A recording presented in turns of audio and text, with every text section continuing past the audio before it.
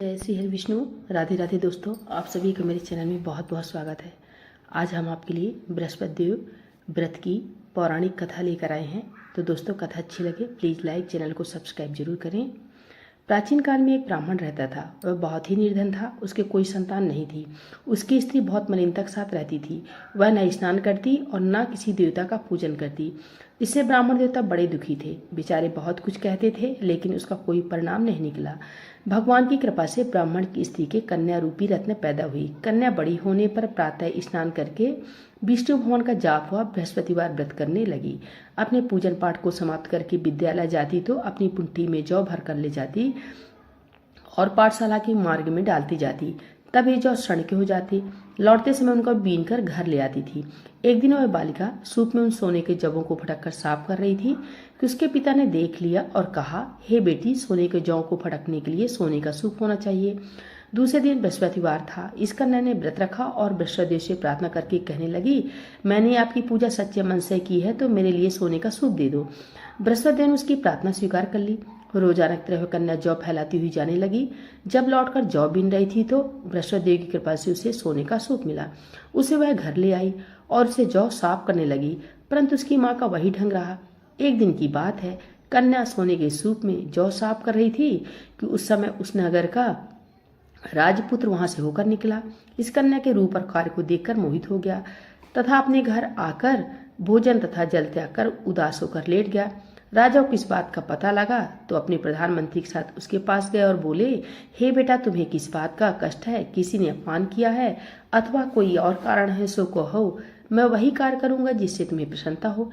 अपने पिता की राजकुमार ने बातें सुनी तो वह बोला, मुझे आपकी कृपा से किसी बात का दुख नहीं है। किसी ने मेरा अपमान नहीं किया है, परंतु मैं उस लड़की से विवाह करना चाहता हूँ जो सोने के सूप में जौ साफ कर रही थी।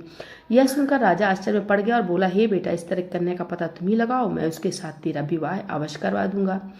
राजकुमार ने उस लड़की घर का पता बतलाया। तब मंत्री उस लड़की घर गए और ब्राह्मण देवता को सभी हाल बतलाया।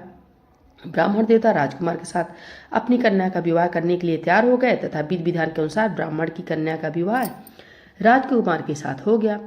कन्या के घर से जाते ही पहली की भांति उस ब्राह्मण देवता घर में गरीबी का निवास हो गया। अब भोजन के लिए भी अन्न बड़ी मुश्किल से मिलता था। एक दिन दुखी होकर ब्राह्मण देवता अपनी पुत्री के पास गए। बेटी ने पिता की दुखी अवस्था को देखा और अपनी माँ का हाल पूछा।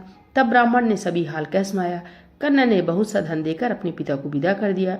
इस तरह ब्राह्मण का कुछ समय सुखपूर्वक व्यतीत हुआ तथा कुछ दिन बाद फिर वही हाल हो गया।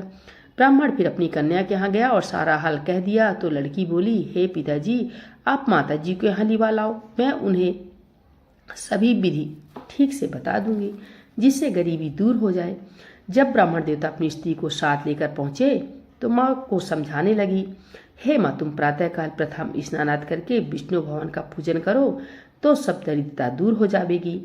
परंतु उसकी माँ ने एक भी बात नहीं मानी और प्रातःकाल उठकर अपनी पुत्री के बच्चों की जूठन को खा लिया। इससे उसकी पुत्री को बहुत गुस्सा आया और एक रात को कोठरी से सभी सामान निकाल दिया और अपनी माँ को उसमें बंद कर दिया। प्रातःकाल उसे निकाला तथा स्नानाद करा के पाठ करवाया तो उसकी माँ की बुद्धि ठीक हो गई और फिर प्रत्येक बृहस्पतिवार को व्रत रखने लगी। इस व्रत के प्रभाव से उसके माँ बाप बहुत ही धनवान और पुत्रवान हो गए और बृहस्पति जी के व्रत के प्रभाव से इस लोक के शुभ होकर स्वर्ग को प्राप्त हुए। संसार में जो मनुष्य सद्भावना से भगवान जी का पूजन व्रत सच्चे हृदय से करते हैं, उनकी सभी मनोकामनाएं भगवान पूर्ण करते हैं। भगवान बृहस्पति देव उसकी सदैव रक्षा करते हैं। इसलिए पूर्ण कथा सुनने के बाद प्रसाद लेकर जाना चाहिए। हृदय सुना उनका मनन करते हुए जयकारा बोलना चाहिए। बोलिए बृहस्पति देव भगवान की जय, विष्णु भगवान की जय।